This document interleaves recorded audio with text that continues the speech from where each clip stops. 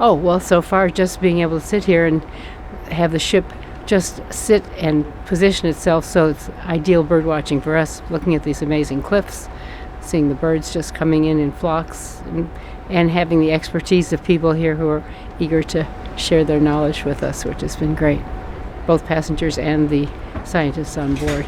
Here we are just sitting on the front porch, taking in the morning sun, and Mother Nature's delivering up lots of eye candy from the birds and geology that be hard to describe unless you were a geologist. They're made of my favorite rock.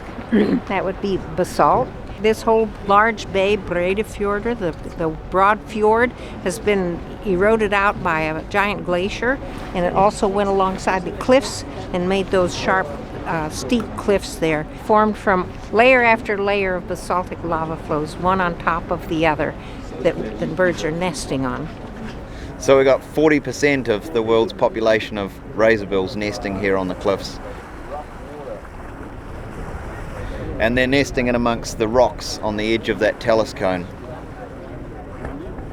We've seen amazing birds, cliffs full of hundreds of thousands, 750,000 birds, mostly fulmars. We've seen murres, also known as guillemots or guillemots.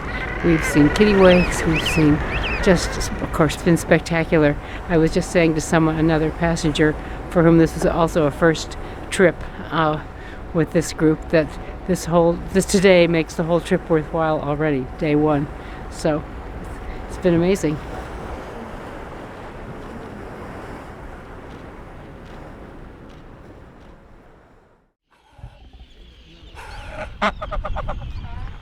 You can learn a lot about a place by paying attention to the details, whether that's zooming in with your camera or asking questions of somebody that you meet.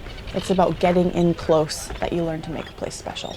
We want people to understand and appreciate how important Flatey is in the history of Iceland. This became the center of trade for Iceland, this little island where we are right now. The church on Flatey is really special for a lot of reasons, and one of them is that it tells the living history of the island still.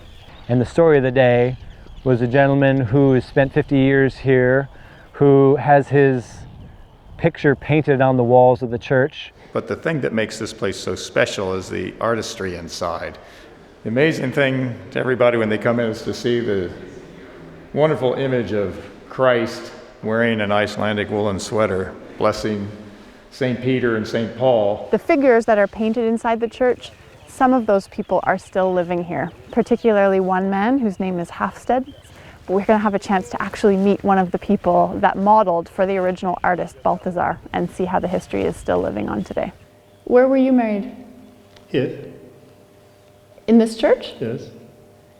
I think it is mind-opening to come to places like this, to see how different people live, puts us outside of our own box. So we figured we'd start the day by going to this gentleman, seeing him in the church, asking him a few questions, getting portraits of him in this building. Hafsted is featured here in the drawing. He's the man below in the green cloak, and also the puffin catcher in the top there.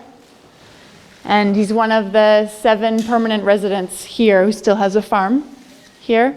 Every story is like the beginning of a chapter. From there, getting the portraits that tell that chapter of the story of Flatey, the human history, by getting different segments, the story or the chapters all start to come together. Yeah, we had come ashore earlier. We've never seen Arctic terns before, and they started hovering over our heads. We're coming across a guy that's feeding terns with cod that he caught the day before. But then with him it was great because he was doing what he was doing. He was holding up the fish. He wasn't looking at the camera. He wasn't stiff. That's the perfect scenario.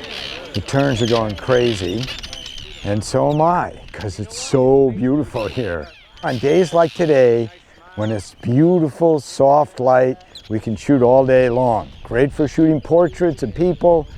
And then we have the chance of meeting a guy who's actually banding terns. So a guy at work handling them.